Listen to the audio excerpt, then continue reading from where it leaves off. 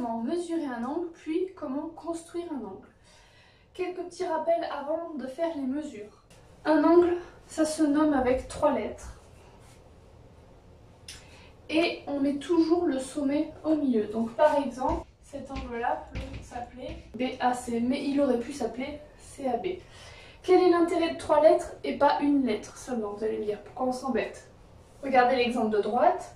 Si vous avez 2 angles avec le même sommet K, si vous l'appelez K, l'angle de gauche, vous ne pouvez pas le distinguer de l'angle de droite. Donc l'angle de gauche, par exemple, il s'appelle OKM, et celui-là, il s'appelle NKM. Par exemple.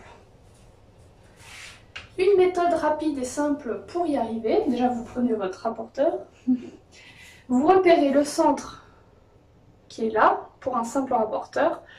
Je ferai dans toute cette vidéo une méthode rien qu'avec celui-là, puisque je n'ai pas chez moi de double rapporteur. Une fois que vous avez repéré le centre, vous essayez de le placer sur le sommet de l'angle. Déjà, comme ça, voilà. Pour l'instant, il est mal placé, hein, le rapporteur. Pourquoi? Déjà, il n'y a aucune ligne 0 degré alignée avec les côtés, donc il faut que je le change. Alors déjà, je vais aligner un des 2 zéros avec les côtés. Par exemple, je vais faire comme ça. Mais ce placement-là, il ne va pas. J'espère que vous voyez bien. Pourquoi? Parce que toutes les mesures et les graduations sont à l'extérieur de l'angle marqué, en fait. Donc vous risquez pas de trouver la mesure comme ça. Donc là, si vous tâtonnez, que vous êtes un peu dans le doute, faites pas ça.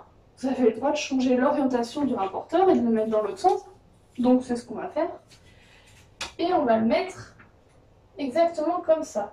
Donc je répète, le centre du rapporteur sur le sommet de l'angle. Une des 2 lignes 0 degré sur un des 2 côtés. Là par exemple, le 0 degré, c'est celui de la ligne intérieure. Vous avez repéré, j'espère qu'il y avait 2 lignes. Donc c'est le 0 de la ligne intérieure. On a bien déployé le rapporteur vers le bas puisque l'angle il se déploie comme ça vers le bas. Ne pas glisser comme je viens de le faire. Et ensuite vous comptez de 10 en 10 puisque les graduations sont bien mises de 10 en 10. 0, 10, 20, 30, 40, 50, 60, 70, 80, 90, 100, 110. Ah, et là, vous voyez que c'est pas tout à fait 120. Donc vous comptez avec les petites. 111, 112, 113, 114, 115, 116, 117, 118. J'arrive à 118. Je viens de mesurer mon angle. Voilà. Je continue avec un angle aigu cette fois-ci, parce que là c'est un angle obtus, plus grand que 90. Si par exemple je veux mesurer celui-là, celui de gauche, comment je place mon rapporteur? Déjà je me rends compte que l'angle a été tracé plutôt vers le haut. Donc je garde mon orientation vers le haut du rapporteur. Le centre, je le mets sur K, mais encore une fois, là il est très mal placé. Il faut que j'arrive à mettre une ligne 0 degré, celle que je veux, hein, gauche ou droite, peu importe, sur un des 2 côtés. Donc je change mon orientation. Alors, soit vous le placez comme ça, j'espère que vous voyez bien, soit vous le placez comme ça. Mais moi, étant gauchère, je ne sais pas pourquoi, je trouve ça pas naturel comme ça, mais peut-être que vous, droitier, vous trouverez ça naturel. Donc je vais refaire comme ça. Moi, je préfère. Hein, ça, c'est une question de motricité en fait. Et je fais le même raisonnement. Je regarde vraiment bien la ligne du 0. 10, 20, 30, 40. Je m'arrête parce que je n'arrive pas à atteindre 50. Donc je compte les petites graduations. 41, 42, 43, 44, 45, 46. Cet angle-là, il fait 46. Et pour vous montrer quand même que la ligne extérieure, on peut l'utiliser, je vais mesurer l'autre angle en mettant cette fois-ci le 0 de la ligne extérieure, en comptant 10, 20, 30, puis 40. Voilà, j'ai mesuré mes 3 angles. Cette fois-ci, nous allons construire un angle. C'est différent de mesurer à main, puisque là, du coup, c'est nous qui allons devoir tout faire de A à Z. Construire un angle DEF de mesure 42 degrés. Donc déjà, on repère que le sommet, ce sera le point E, puisque c'est la lettre du milieu. Les 3 lettres DEF. Première étape, on trace une demi-droite, où on veut, n'importe comment. Là, pour le coup, on peut marquer la lettre E quand même. On est sûr que le sommet, c'est E. Prendre en deuxième étape, une fois qu'on a fait cette demi-droite là, d'origine E, son rapporteur. Alors, comment placer ce rapporteur? Visualisez le centre du rapporteur, c'est le petit trait qui est là. Et vous imaginez qu'il doit être plaqué contre E, le sommet. Mais pas de n'importe quelle manière, hein, pas n'importe comment. Le 0 qui correspond à la ligne intérieure du rapporteur. Si par exemple vous décidez de le plaquer comme ça, le rapporteur, vous voyez, du coup je vous remontre, le 0, il est à l'intérieur. C'est ce 0 là qu'il va falloir aligner avec la demi-droite que vous venez de faire. Donc vous plaquez le rapporteur en faisant attention à 2 choses. Le trait du centre pile sur le sommet E et la ligne 0 du rapporteur sur la demi-droite que vous venez de tracer. Et vous ne bougez plus. Je vous rappelle que la mesure que l'on souhaite, c'est 42 degrés. Votre rapporteur, en général, il est gradué de 10 en 10, puis de 1 en 1. Donc vous faites ce travail-là. 10, 20, 30, 40. Vous vous arrêtez à 40. Et vous rajoutez 2 petites graduations. Et vous mettez une petite marque comme ça. Pas trop grande, hein, la marque. Une fois que vous avez fait cette marque bien visible, vous prenez une règle et vous reliez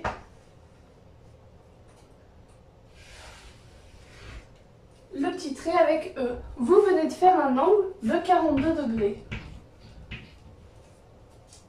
Pour les points, vu qu'ils ne donnent pas plus de précision que ça, on peut les mettre un peu où on veut. Le point D sur une demi-droite et le point F sur l'autre demi-droite, hein, évidemment. On aurait pu inverser. Ça donne aussi un angle à 42 et ça donne aussi le nom DEF. Je reviens sur le rapporteur. Méfiez-vous. Celui-là, c'est un simple rapporteur. Il y a 2 lignes de mesure.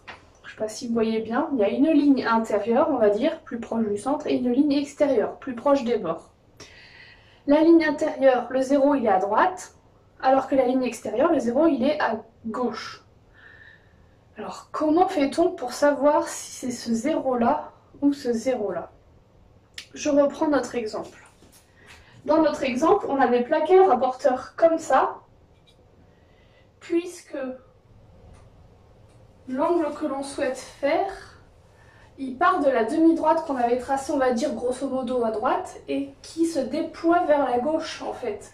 Il faut bien voir le sens de l'orientation. Il faut bien maîtriser un peu aussi le sens horaire et anti-horaire, c'est-à-dire aiguille d'une montre, inverse des aiguilles d'une montre. Et là, en l'occurrence, vous voyez, on tourne dans le sens inverse des aiguilles d'une montre. Et bien dans ce cas-là, si on a tracé un angle et qu'on a envie de le faire dans le sens des aiguilles d'une montre, il faut prendre le 0 qui est à droite, puisqu'on va à gauche. Il faut bien partir de l'origine égale à 0, il ne faut pas inverser.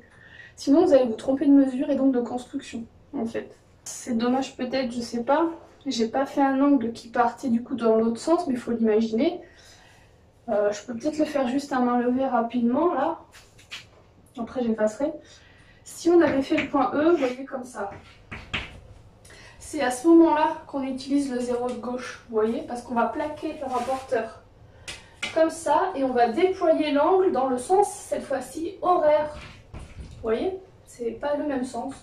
Et du coup, c'est pas le même 0. Là, c'est le 0 de gauche, donc c'est la ligne extérieure, alors que tout à l'heure, c'était la ligne intérieure. Je reviens à mon exercice puisqu'il y a une suite.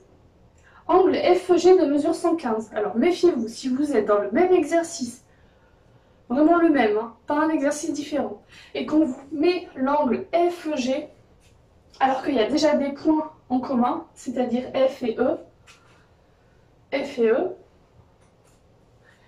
eh bien vous êtes obligé en fait de coller cet angle à ce que vous venez de faire, puisque sinon, si vous le décollez et vous en faites un autre en dessous, là, à 115, vous aurez à la fois, sur la même figure, deux points F différents au niveau des emplacements, mais qui portent le même nom, ce qui est très bizarre. En géométrie, ça n'existe pas.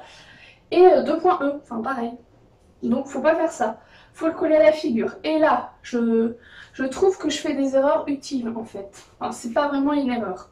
Là, je viens de voir que j'ai placé F ici et D là. C'est pas vraiment une erreur. Tout à l'heure, je vous ai dit qu'on pouvait inverser. Eh bien, on va inverser. Pourquoi? Parce que si je laisse le point F là, à quel endroit je vais faire l'angle FEG? Bah là, sauf que j'ai plus de place. Donc, je suis maligne. Je place le point D ici et F ici. Finalement, je fais des erreurs utiles pour vous. Comme ça, vous ne les referez pas.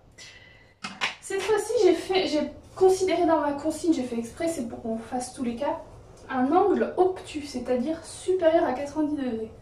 Aigu, je vous rappelle, donc inférieur à 90 degrés. C'est tout ce qui peut se mettre dans une équerre, dans l'angle droit, et qui ne dépasse pas de l'angle droit. Donc je reviens à mon angle obtus supérieur à 90 degrés, que je dois coller à cette demi-droite EF. Donc finalement, quand je vois l'angle, la seule chose que je dois placer, c'est le point G. Même technique, je repère le centre du rapporteur, je le colle à E puisque c'est le sommet de l'angle que je dois tracer. Je renverse mon rapporteur puisque mon angle, je vais le déployer en dessous. Et je fais bien attention à ce que le 0 que je lis soit collé à la demi-droite EF. Donc, je fais comme si la ligne de graduation qui part de 180, elle n'existait pas. Je ne la vois pas. Je ne vois que le 0. Et je compte de 10 en 10 jusqu'à 110. Et je rajoute 5 petits degrés. Ça me fait une petite marque ici. Et attention, j'ai déjà vu ça, méfiez-vous. Des fois, certains élèves relient avec F, je ne sais pas pourquoi. Rappelez-vous, mettez-vous bien ça dans la tête, toujours penser au sommet. Il faut toujours qu'il y ait ça dans votre tête, tout le temps. Le sommet, il est où? Eh bien, je rejoins le petit trait avec le sommet E. Et quand je fais ma marque d'angle, différente ou pas, avec une couleur ou pas, on s'en fiche un peu, j'indique sa mesure, toujours. Et comme il n'y a pas de centimètres pour les points, il n'y a pas de distance indiquée, je le mets où je veux, le point G. Et on voit bien que c'est un angle obtus, on voit bien que je ne me suis pas trompée de ligne en fait. Donc, dernière vérification avant de dire que c'est bon, j'ai fini l'exercice. Regardez bien si votre angle aigu, il est inférieur à un angle droit, il peut tenir dans l'équerre, et l'angle obtus, s'il dépasse bien l'angle droit. À bientôt!